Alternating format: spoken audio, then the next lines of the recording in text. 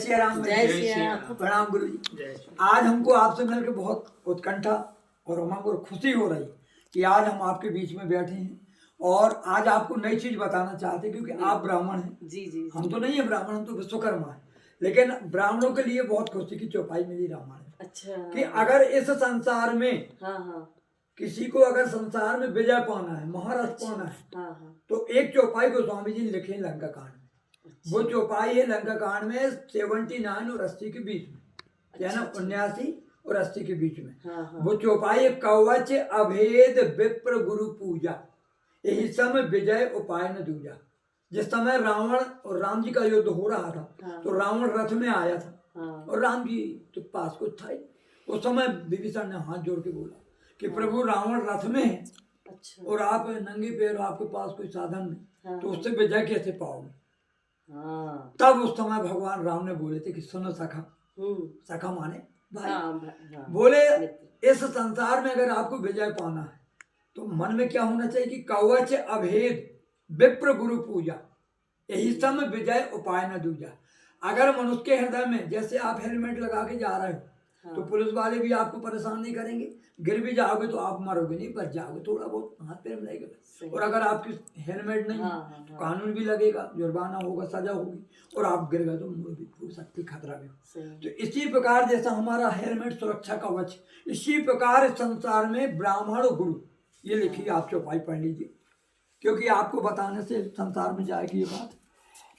ये लिखा है, पढ़िए आप। कवच अभेद विप्र गुरु पूजा, यही सम विजय उपाय न दूजा। अब इसका अर्थ पढ़ लीजिए। हाँ, ये है कि निर्मल पाप रहित और अचल स्थिर मन करके तरकस के समान। तरकस माने धनुर्बाण। हाँ। मन का वश में होना, अहिंसादि यम और शौचादि नियम, ये बहुत से वाण है।